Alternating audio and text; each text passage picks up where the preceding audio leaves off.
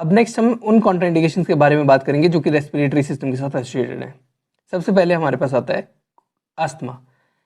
Asthma एक chronic lung condition है जहाँ पर एयरवेज की इन्फ्लामेशन हो जाती है। इन्फ्लामेशन की वजह से एयरवेज नैरो हो जाते हैं, जिससे कि फाइनली पर्सन जो है वो उसको ब्रीदिंग में डिफिकल्टी आती है। बहुत से ज़्यादा ट्रिगर्स होते हैं जो कि अस्थमा को ट्रिगर कर सकते हैं, जैसे कि एलर्जेंस, पोलन, डस्ट माइट या फिर इरिटेंट, स्मोक, पॉल्यूशन या फिर कोई भी इन्फेक्शन बॉडी में अस्थमा को ट्रिगर कर सकता है। अस्थमा के पेशेंट्स कॉमनली कुछ सिम्टम्स शो करते हैं, जैसे कि वीजिंग, एक विस्लिंग साउंड ड्यूरिंग ब्रीथिंग उनको कॉन्स्टेंटली फील होती है। कफिंग, शॉर्टनेस ऑफ ब्रेथ और चेस्ट टाइटनेस अस्थमा के पेशेंट रिपोर्ट करते हैं। पहले से ये पेशेंट जो है वो ब्रोंकोडायलेटर्स और एंटी इन्फ्लामेटरी मेडिकेशंस पर होते हैं।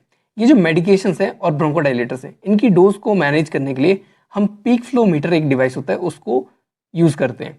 ये पीक फ्लो मीटर जो है वो अस्थमा की कंडीशन को मॉनिटर करने के लिए भी यूज़ होता है।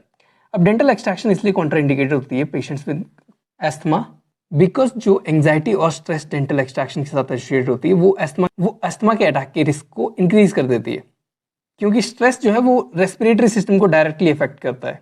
पर्सन की ब्रीदिंग फास्ट हो जाती है स्ट्रेस के साथ। अब नेक्स्ट पॉइंट आता है हमारे पास use of local anaesthetic.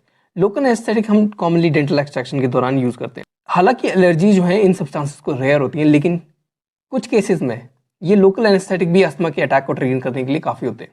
Next point आता है पोजीशनिंग ड्यूरिंग द प्रोसीजर। कुछ डेंटल प्रोसीजर होते हैं जहाँ पे पेशेंट को रिक्लाइन या फिर फ्लैट लेटाना पड़ता है फॉर एक्सटेंडेड पीरियड, जिसकी वजह से पर्सन की ब्रीदिंग जो है वो अफेक्ट होती है। और फाइनली एस्थमेटिक पेशेंट में और ज़्यादा रेस्पिरेटरी डिस्ट्रेस और ज़्यादा डिस्कम्फर्ट जो है वो पेशेंट को फील हो सकता है। Next point is medication interaction. Asthma के पेशेंट्स पहले ही ब्रोंकोडायलेटर्स और रेस्पिरेटरी मेडिकेशन पर होते हैं। कुछ मेडिकेशन जो डेंटल एक्सट्रैक्शन प्रोसीजर के दौरान हम यूज़ करते हैं, जैसे कि सेडेटिव्स या फिर एनेस्थीसिया, वो अस्थमा की मेडिकेशंस के साथ रिएक्ट करके एडवर्स ड्रग रिएक्शंस दे सकती हैं। और फाइनल पॉइंट ये है कि प्रिवेंटिव मेजर्स हमें अस्थमा के पेशेंट में लेने पड़ते हैं, क्योंकि अस्थमा के पेशेंट की पहले ही रेस्पिरेटरी सिस्टम जो है वो कॉम्प्रोमाइज है। तो प्री मेडिकेशन जैसे कि ब्रोंकोडायलेटर्स और एंटी इन्फ्लामेटरी ड्रग्स वो हमें पहले ही देनी है, एक्सट्रैक्शन से पहले ही देनी है, ताकि जो रिस्क है एस्थमेटिक अटैक का during the dental extraction procedure वो कम से कम हो। अगली कंडीशन जो हमारे पास आती है वो है पल्मोनरी ट्यूबरकुलोसिस, जो कि माइकोबैक्टीरियम ट्यूबरकुलोसिस कॉज करता है। अब ये माइकोबैक्टीरियम ट्यूबरकुलोसिस लंग्स में जाके जब ड्रॉपलेट से बाहर आता है तो ये पर्सन की स्नीज और कफ से एक पर्सन से दूसरे पर्सन तक ट्रांसमिट होता है। अब टीबी के कुछ सिम्टम्स होते हैं, जैसे कि परसिस्टेंट कफ होता है, lasting for more than 3 weeks, 3 हफ्तों से ज़्यादा खांसी होती है, चेस्ट पेन होती है, कफिंग ऑफ ब्लड होता है इन द स्पूटम, बहुत ज़्यादा थकावट या फटीग पेशेंट को फील होती है, वेट लॉस होता है और नाइट स्वेट्स पेशेंट जो है वो रिपोर्ट करता है। डायग्नोसिस टीबी का हम चेस्ट एक्सरेज, स्पूटम टेस्ट या फिर मॉन्टूक्स टेस्ट से कर सकते हैं। स्पूटम टेस्ट में हम बैक्टीरियल कल्चर करवा के बैक्टीरिया की प्रेजेंस को चेक कर सकते हैं।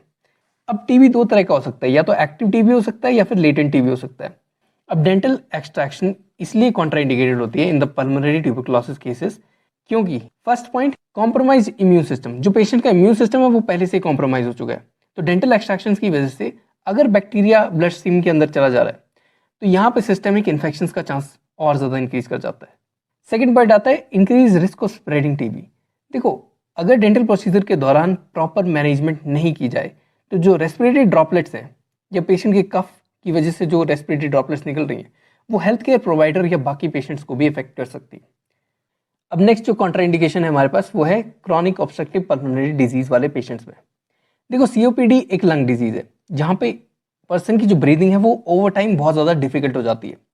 दो मेन रीजंस होते हैं इसके, या तो क्रॉनिक ब्रोंकाइटिस हुआ है या एम्फाइसीमा हुआ है। और स्मोकिंग जो है वो प्राइमरी कॉज है सीओपीडी का।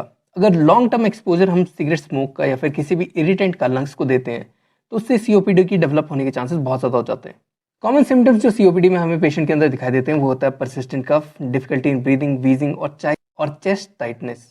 ये सिम्टम्स जो है वो टाइम के साथ बहुत ज़्यादा वर्स होने स्टार्ट हो जाते हैं, जिसकी वजह से फाइनली एयरवे ऑब्स्ट्रक्शन हो जाती है, एयरवे नैरो हो जाएगी, डैमेज हो जाएगी और पर्सन की ब्रीदिंग बहुत ज़्यादा डिफिकल्ट हो जाएगी।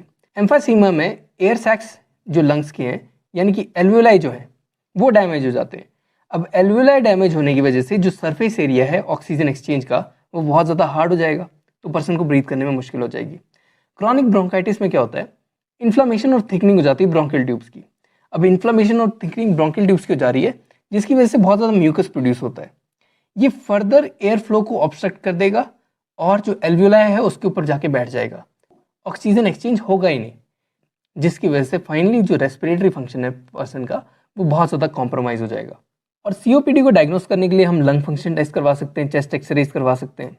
अब डेंटल एक्सट्रैक्शन क्यों कॉन्ट्राइंडिकेटेड होती है in the patients with COPD? Basic सी बात है, सबसे पहला आता है कि रेस्पिरेटरी कॉम्प्रोमाइज़ हो चुका है, जिसकी वजह से टेम्परेरली ब्रीदिंग जो है वो अफेक्ट हो सकती है डेंटल प्रोसीजर के दौरान। जो इंडिविजुअल्स है सीओपीडी के वो पहले ही इम्यूनो कॉम्प्रोमाइज हो चुके थे और बहुत ज़्यादा ससेप्टेबल होते हैं फॉर इन्फेक्शन। अगर डेंटल एक्सट्रैक्शन के दौरान ब्लड स्ट्रीम के अंदर बैक्टीरिया इंट्रोड्यूस हो जाता है तो यहाँ पे पोटेंशियल रिस्क रहता है of inducing a systemic infection. Next is positional challenges. COPD के जो पेशेंट होते हैं वो कई जो होते हैं वो बैक स्ट्रेट करके लंबे टाइम तक चेयर पे नहीं बैठ सकते, उनका जो रेस्पिरेटरी सिस्टम है वो बहुत ज़्यादा डिस्ट्रेस में आ जाएगा इसकी वजह से। Next is response to anaesthesia.